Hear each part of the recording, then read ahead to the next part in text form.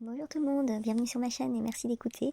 Moi je suis psychologue psychothérapeute et je traverse un lien qu'on pourrait nommer flamme jumelle et je développe cette chaîne en espérant que cela peut aider les personnes à avoir des outils et des regards de psychologie pour traverser ce parcours qui est très compliqué, à la fois beau et à la fois parfois douloureux. Donc voilà, j'espère que ça pourrait aider des personnes. C'est un regard de psychologie, donc bien entendu ça n'explique pas tout de ce lien, mais peut-être que ça peut aider à ancrer certaines choses dans des concepts un peu compréhensibles, j'ai envie de dire. Donc n'hésitez vraiment pas à commenter, à poser des questions, à me dire ce qui pourrait être intéressant et utile à développer. Et merci de vous abonner, de commenter, de liker, de partager pour que cette chaîne puisse aider un maximum de personnes. Je pense que c'est aussi utile que les personnes entendent parler de ce parcours de flamme jumelle pour pouvoir aussi permettre aux personnes qui traversent ce parcours de se sentir moins seules et mieux compris. Donc voilà, aujourd'hui, j'aimerais parler de concepts, voilà, de théories plutôt amoureuses au niveau de la psychologie et la différence par rapport à la flamme jumelle hein, qui n'existe pas comme définition dans la psychologie, mais qui parfois donne l'impression qu'on est dans d'autres types de relations justement. Donc là, je voulais parler surtout du concept de limérance, d'obsession amoureuse et d'infatuation, qui sont plus souvent des termes très présents dans la littérature anglophone, on va dire, mais voilà, c'est des termes qu'on peut trouver justement quand on fait des recherches sur où est-ce qu'est-ce qu'on vit et qu'on ne comprend pas avec ce parcours de flamme jumelle et on tombe sur ce type de nom. Je parlais de limérance. Hein. Donc la limérance, c'est une obsession romantique intense et douloureuse à la fois. Donc il y a une psychologue qui a nommé ceci ainsi dans les années 70, Dorothy Tenoff. Cet état psychologique de limérance inclut des pensées intrusives constantes, un besoin de validation de l'autre, de l'anxiété dès qu'on n'a pas de signe, une euphorie extrême quand l'autre répond, une peur panique du rejet, une idéalisation massive et une dépendance au fantasme. En tout cas, c'est décrit de cette manière-là. Hein. Voilà, là, sûrement que c'est un peu simplifié, hein, mais en tout cas, c'est plutôt cette obsession amoureuse forte. Et c'est un état dévorant, plutôt lié à un attachement anxieux, à un manque affectif fort, à une projection de sauvetage ou de fusion. Et la limérance peut durer des mois ou des années. Ce n'est pas une pathologie, hein, ça reste une dynamique d'attachement, hein, ce qui est décrit, mais en tout cas ça ressemble plutôt à ce qu'on pourrait dire dans les connexions d'âme, une relation karmique très intense. Donc l'obsession amoureuse, voilà, ça reste très proche. Hein, donc là, c'est pas des définitions vraiment très précises, hein, mais c'est un petit peu pour donner des points de référence en psychologie, ce qui peut ressembler plutôt à des relations karmiques. Ce qui justement, quand on est dans un parcours de flamme jumelle, on ne se sent pas compris par la psychologie uniquement. Et c'est souvent ça qui fait qu'on va aller chercher des explications plus vastes et qui va amener souvent vers le spirituel, le côté existentiel, le sens de cette relation et justement souvent arriver à ce concept de flamme jumelle. Donc en psychologie justement ça n'existe pas, donc on cherche souvent des concepts de psychologie qui y ressemblent, mais on ne se reconnaît pas dedans, hein, donc ça ne résonne pas même au fil des années. Donc un autre concept dont on parle souvent en psychologie, c'est l'obsession amoureuse, hein, quand l'amour devient compulsif. Donc l'obsession amoureuse, c'est un état où on pense à l'autre de manière compulsive, on interprète le moindre signe, on réorganise sa vie autour du lien, on n'arrive plus à se détacher cognitivement, on confond désir, manque et ce qu'on ressent vraiment. Donc l'obsession peut venir d'un manque d'estime, de trauma, d'un besoin de fusion, de dépendance affective, de la peur du vide. Justement, tant l'obsession amoureuse que la limérance donnent l'impression de ressembler à une flamme jumelle, parce que dans le parcours flamme jumelle, on sait que l'autre occupe tout l'espace mental, mais en réalité, ce n'est pas le même type de vécu. On parle aussi surtout dans le langage anglophone de l'infatuation, qui est une attirance rapide, intense, mais plus superficielle que la flamme jumelle en réalité. L'infatuation en psychologie, on pourrait dire que c'est plutôt un coup de foudre amplifié, une idéalisation massive, une attraction disproportionnée, peu d'éléments concrets souvent pour savoir pourquoi on a ce coup de foudre. C'est beaucoup de projections, d'imaginaire, un état qui peut être très fort mais souvent bref, une focalisation mentale mais pas durable, une lecture de l'autre basée surtout sur l'imaginaire.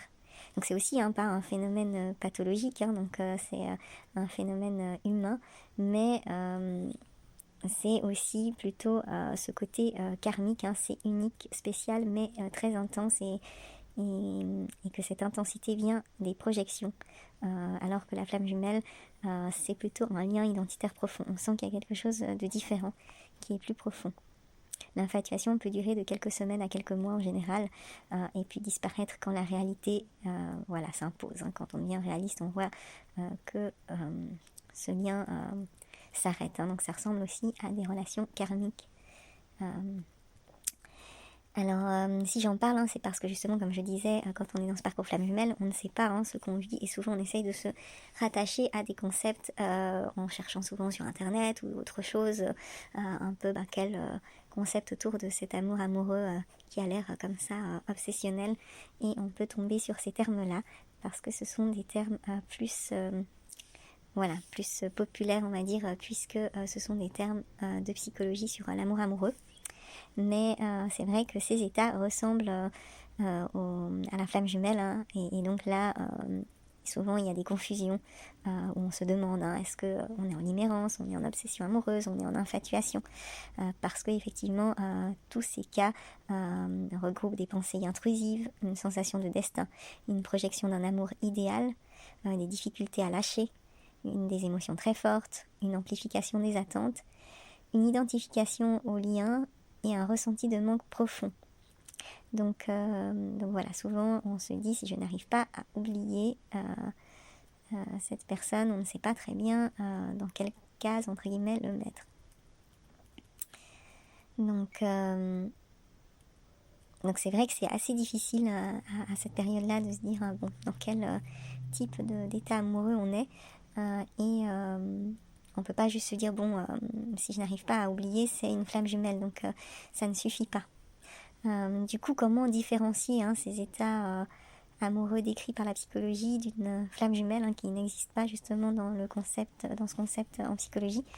Donc on va dire que toujours selon mon point de vue, comme je dis, c'est un point de vue qui n'est pas représentatif universel, donc tous les avis sont utiles. Là j'essaye d'apporter un regard complémentaire, mais selon moi la différence numéro 1, c'est la racine émotionnelle. En général, dans ce qui est décrit dans la limerence, c'est plutôt un désir d'être choisi, c'est lié vraiment à cette peur de l'abandon. Donc c'est pour ça qu'au début c'est difficile de savoir au niveau de la flamme jumelle, surtout au moment de la séparation. Mais la limerence, ça vient quand même plutôt de cette peur d'abandon. L'amour obsessionnel, comme on le décrit, il vient souvent d'un vide intérieur. Donc effectivement, on en parle aussi dans le parcours flamme jumelle, on sent ce vide intérieur. Mais dans l'amour obsessionnel, on a envie de contrôler ce vide intérieur, et donc normalement, une fois qu'il est rempli, ça devrait aussi s'arrêter. Dans la limerence, quand je parle de désir d'être choisi, il y a quelque chose aussi de l'ordre de l'ego, du narcissisme, pas au sens négatif du terme, mais en tout cas, une fois qu'on regagne une estime de soi suffisante, normalement la limerence aussi devrait s'arrêter. Et puis quand on parle d'infatuation, on parle d'une grande projection, d'une grande idéalisation. Donc normalement, arriver dans la réalité, ce lien aussi devrait s'arrêter. Donc, alors que la flamme jumelle, c'est une rencontre identitaire, c'est un miroir existentiel. Donc ce n'est pas un manque, c'est une activation du soi profond. Et donc même si on remplit tous ces vides, on guérit nos blessures d'attachement, normalement, voilà, ce lien perdure tel quel. C'est pour ça qu'on fait ce parcours d'amour inconditionnel, à mon sens. Donc une autre différence, c'est la profondeur du lien. Dans l'infatuation, il y a peu d'informations réelles en général. Donc c'est une relation beaucoup basée sur l'imaginaire. Donc c'est plutôt ce coup de foudre où on idéalise l'autre et puis arrivé à la réalité, on déchante plutôt. La limérance, voilà, disons que même si on a une petite interaction, il y a beaucoup de fantasmes qui se fait autour et donc on est aussi beaucoup dans l'imaginaire. Et donc c'est notre esprit, si on veut, le mental, qui génère cette histoire très intense. Et puis, il y a l'amour obsessionnel qui est un amour, on va dire, par besoin, quelque chose d'un peu compulsif. Donc, cette relation, ce lien, voilà, nourrit un besoin, et quand l'autre n'est pas là, voilà, on n'arrive pas à le remplir, et donc ça devient obsessionnel. Mais normalement, quand on remplit aussi ce besoin que l'autre personne remplit, ça s'arrête. Donc c'est pour ça que ces trois catégories d'états amoureux décrits dans la psychologie ressemblent à des relations karmiques en termes de connexion d'âme, alors que la flamme jumelle, voilà, on parle plutôt d'un regard mutuel qui crée une résonance automatique, archaïque, préverbale, comme on pourrait dire. Le contact avec l'autre, justement, active tous ces réflexes archaïques, c'est automatique, ça ne passe pas par le mental. Donc il n'y a pas de création de l'esprit qui se fait. Et c'est vraiment la présence de l'autre qui génère cet état. Donc il y a une transparence affective, quelque chose où on se sent vraiment authentique avec l'autre, et c'est ça qui crée cette connexion qu'on ressent comme la personne la plus proche au niveau de l'âme. Donc c'est qualitativement différent selon moi. Une autre différence, c'est l'effet voilà, de ce parcours sur l'identité. Donc au niveau de la limérance, c'est surtout que cet état augmente l'anxiété. L'amour obsessionnel, il va aussi augmenter la confusion, voire la perte de soi, vraiment. Voilà, ça peut dériver vers quelque chose de pathologique si on n'arrive pas voilà, à remplir ses besoins autrement. L'infatuation, ça augmente l'idéalisation. Alors que la flamme jumelle, ça augmente la conscience de soi, ça augmente la lucidité, ça augmente l'introspection et ça augmente le travail identitaire. La quatrième différence, voilà, là c'est plus discutable parce que bien sûr chaque parcours est différent. Enfin, je dirais que tous ces points de toute manière sont discutables, c'est un peu de l'ordre de généralité, forcément chaque relation est différente. Mais en tout cas, peut-être que là, même dans la littérature flamme jumelle, il y a vraiment une grande variété, mais on pourrait se dire que la durée peut faire une différence. Je dirais peut-être la durée en tout cas de l'amour, en tout cas, quelque chose de ce sentiment de connexion à l'autre. Dans l'infatuation, on va parler quand même de durée un peu courte parce qu'il y a beaucoup d'idéalisation, donc on retombe assez vite dans la réalité. La limérance, ce sentiment amoureux, il va être un peu plus long, mais souvent instable. Justement, ça peut parler de ces relations karmiques avec beaucoup de montagnes russes. Et puis l'amour obsessionnel, il va être assez fluctuant justement parce que on va dans l'obsession freiner. Voilà, ça c'est le côté karmique. Mais effectivement, peut-être là quand on parle de durée, c'est pas la durée de la relation en fait. Donc c'est ça que je voulais dire quand je disais que chaque parcours est différent. Ce n'est pas la durée de la relation, mais c'est la durée de cet état amoureux, de cet amour, de ce lien où les autres vont justement se clôturer, alors que la flamme jumelle, ça va être un lien durable, même sans contact, même sans, on va dire, récompense. Donc c'est pas un système de conditionnement où on est récompensé par la relation et que c'est ça qui crée la réaugmentation de ce sentiment amoureux. C'est vraiment quelque chose qui est vraiment différent et qui n'est pas vécu par tout le monde et qui ne s'explique pas, selon moi, encore par la psychologie ou les neurosciences, mais il y a quand même des éléments qui vont de plus en plus dans ce sens qu'on peut bien ressentir un amour durable, même sans contact, justement. Donc justement la flamme jumelle, hein, elle ne dépend pas du comportement de soi et de l'autre, des réponses de soi ou de l'autre, des messages ou de la validation. Une autre différence, hein, c'est que le lien flamme jumelle reste le même, même si on lâche la forme.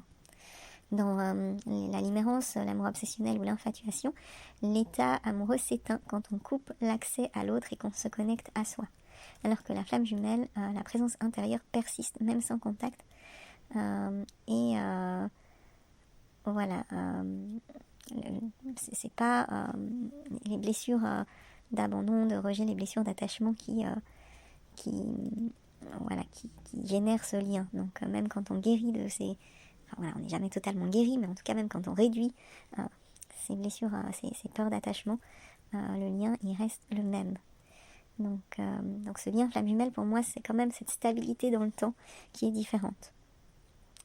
Donc voilà, ça explique aussi ce que je dis dans d'autres vidéos, hein, que le lien flamme jumelle reste, hein, on apprend à vivre avec, à l'accepter, et c'est ça cet amour inconditionnel, alors que on peut apprendre à gérer mieux et soigner autant que possible la souffrance qui est générée par ce parcours flamme jumelle. Donc, comme je disais, dans la flamme jumelle, on peut vivre des états qui ressemblent à la limerence, à l'obsession amoureuse, à l'infatuation, mais ce ne sont pas ces états amoureux qui définissent la flamme jumelle à mon sens. Donc effectivement, on pourrait se dire qu'en tant que chaser, souvent on vit quand même des états qui sont de la limerence, de l'obsession amoureuse, de l'idéalisation, des projections, des dépendances anxieuses, mais c'est plutôt que ça y ressemble, mais ce n'est pas la même chose, parce que si on vit plutôt ces états-là, normalement ça s'arrête justement en travaillant sur soi. Donc voilà, je me dis que ça peut apporter un éclairage sur les questions souvent qu'on se pose sur qu'est-ce qu'on vit, c'est quoi cet état amoureux qu'on vit, qui nous fait chercher dans les états amoureux, et on se dit est-ce que c'est ça, et puis et parfois c'est ça, bien sûr, ça c'est ces liens qui s'arrêtent, hein, dont on parle quand on dit qu'il y a des personnes qui se pensent flammes jumelles, mais à un moment donné elles sortent du parcours, mais voilà, je pense que ça se sait à travers le temps, et comme souvent c'est dit, même si on sort de ce parcours, ça n'est pas un échec, et souvent de toute façon ça permet de guérir des états amoureux qui nous font souffrir de toute manière. Donc en général on est plutôt satisfait de se sentir mieux de toute façon. Donc voilà, comment savoir ce qui est quel lien, hein, donc là ça reste une proposition, hein, ce n'est pas une vérité, hein, c'est des questions un peu qu'on peut se poser pour avoir un peu des indices, hein, mais ça ne veut pas dire qu'on répond vraiment à la question pour sûr, bien sûr. Donc mais en tout cas la question qui va différencier, je ne pense pas que ça va être est-ce que je pense à lui, est-ce que je n'arrive pas à lâcher, est-ce que je le ressens partout, parce que ça, voilà, dans les différents états amoureux, ça peut y ressembler, mais selon moi, la question la plus valable, hein, c'est est-ce que cette connexion transforme mon identité? Est-ce que je deviens plus conscient grâce à ce lien? Et est-ce que ce lien m'oblige à me rencontrer moi-même? Et est-ce que ça perdure dans le temps? Donc si oui, alors forcément on va plus vers un vécu flamme jumelle qu'on n'arrive pas à expliquer par d'autres états amoureux. Donc voilà, j'espère que ça peut apporter un éclairage qui peut soutenir pendant ce parcours. Et merci en tout cas de votre écoute et de vos commentaires, de faire connaître cette chaîne et de me suivre. À bientôt.